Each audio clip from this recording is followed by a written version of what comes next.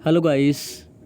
आज मैं आपको पीजी फोर्थ सेमेस्टर का सिलेबस एनालिसिस करने जा रहा हूँ। इसके पहले 3 वीडियो मैं बना चुका हूँ। आप चाहे तो पीजी फर्स्ट, सेकेंड, थर्ड का सिलेबस जाके देख सकते हैं।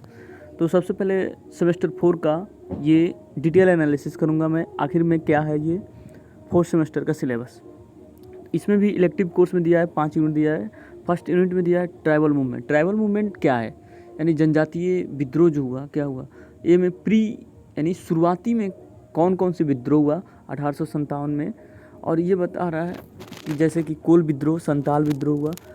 फिर यूनिट 1 के बी में क्या कर रहा है, 1857 यानी 1857 के बाद जैसे बिरसा मुंडा थे, ताना भगत थे, इन्होंने कौन से विद्रोह किए, क्यों विद्रोह किया गया, ये बताया गया है। सी में फॉर्मेशन ऑफ झारखंड स्टेट, यानी झारखंड राज्य का पुनर्गठन यानी बना, झारखंड राज्य कैसे बना। यूनिट 2 में दलित मूवमेंट में पढ़ना है, early Dalit movement in western India. उसके बाद साउथ इंडिया के बारे में पढ़ना है। फिर से अंबेडकर ने कौन कौन से आंदोलन किए उनके बारे में पढ़ना है। फिर यूनिट 3 में क्या कर रहा है, gender movement in India. Gender movement में क्या करना है, कॉलोनियल इंडिया यानी औपनिवेशिक भारत में महिलाओं के लिए स्थिति सुधार का कौन कौन विद्रोह हुआ। दूसरा बी में क्या कर रहा है कि इसमें भी गांधीयन एरा में जो राष्ट्रवाद थे और महिलाओं के लिए क्या क्या योगदान था महिलाओं का। उसके बाद women in public and private sphere. Unit 4 में इन्वायरमेंटल मूवमेंट यानी पर्यावरणीय विद्रोह क्या हुआ, जैसे colonial environment movement in India, environment laws, कौन कौन से नियम थे, कानून थे अंग्रेजों के ज़माने में, वो बताया गया है यूनिट 4 में। यूनिट 5 में क्या करें, इकोनॉमिकल मूवमेंट, जैसे ग्रीन रेवोल्यूशन, हरित क्रांति हुआ, फिर से सफ़ेद क्रांति हुआ, जैसे दुग्ध क्रांति। कोऑपरेटिव मूवमेंट इन इंडिया यानी समितियाँ विद्रोह, जैसे भारत में कौन कौन से हुई। उसके बाद आते हैं history of expansion, elective course 2। इसमें भी टोटल 5 यूनिट दिया गया। फर्स्ट यूनिट में क्या करें, इंडियन थिएटर के बारे में पढ़ना है। थिएटर जो आपको बता रहा है ना, इसमें growth of Indian theatre in the colonial period, यानी औपनिवेशिक काल में भारतीय थिएटर का विकास कैसे किया गया। फिर से बी में कह रहा है डेवलपमेंट ऑफ इंडियन थिएटर 1947 के बाद कैसे हुआ। फिर यूनिट 2 में कह रहे हैं इंडियन सिनेमा के बारे में पढ़ना है, आइडियोलॉजी पढ़ना है। फिर से इसका एवोल्यूशन, विकास कैसे हुआ। फिर से इसका भारत पे वैश्वीकरण का क्या प्रभाव पड़ा सिनेमा में। यूनिट 3 में पढ़ना है मीडिया में क्या, प्रिंट मीडिया, आप तो जानते ही होंगे। और बी में electronic media in modern and contemporary media पढ़ना है। यूनिट 4 में ह्यूमन राइट पढ़ना है, मानव का अधिकार कौन कौन से थे, इसको डिफाइन करना है। UNDHR है, UNCRC है, different generation of human right. Unit 5 में डिजास्टर मैनेजमेंट यानी आपदा प्रबंधन के बारे में पढ़ना है।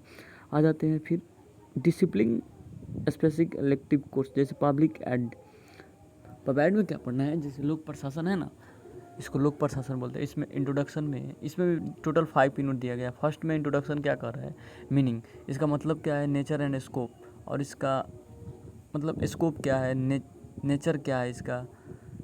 बी में रोल ऑफ पब्लिक एडमिनिस्ट्रेशन यानी लोक प्रशासन में क्या भूमिका रहती है। उसके बाद public aid in private aid यानी कह रहा है कि लोक प्रशासन और निजी प्रशासन में अंतर स्पष्ट कीजिए। यूनिट 2 में मैनेजमेंट, जैसे साइंटिफिक मैनेजमेंट, FW टेलर ने क्या कहा था। बी में इकोलॉजिकल अप्रोच, फ्रेडरिक्स। सी में rational decision making approaches, Herbert Simon ने, यूनिट 2। यूनिट 3 में न्यू पब्लिक एडमिनिस्ट्रेशन, जैसे नेचर इम्पोर्टेंस, इसका भी पढ़ना है। उसके बाद वैश्वीकरण में फिर पढ़ना है कि लोक प्रशासन में वैश्वीकरण का प्रभाव क्या रहा। फिर इंफॉर्मेशन टेक्नोलॉजी यानी लोक प्रशासन में तकनीकी सूचना का इफेक्ट क्या रहा। ई गवर्नेंस क्या है, ई गवर्नेंस जैसे हम लोग ई गवर्नेंस में पता है आपको क्या बोलते हैं। ई मतलब इलेक्ट्रॉनिक, गवर्नेंस मतलब शासन, यानी इलेक्ट्रॉनिक शासन। जैसे में हम जाति, आय, आवासीय कोई भी चीज़ हम ऑनलाइन करते हैं और ऑनलाइन करने के तुरंत 5 दिन के बाद वो डाउनलोड सर्टिफिकेट हो जाता है, उसको गवर्नेंस कहते हैं, यानी सुशासन।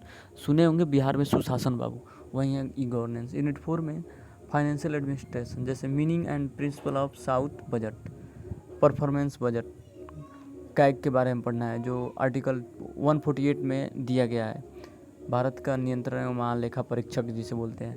डी में impact of liberalisation on public administration, यानी लोक प्रशासन में उदारीकरण का क्या प्रभाव रहा है। यूनिट 4 में। यूनिट 5 क्या करता है, integrity in administration in the context of corruption, जैसे redressal of citizen grievances, ombudsman and Lokayukta, जैसे लोकपाल हुआ, लोकायुक्त हुआ।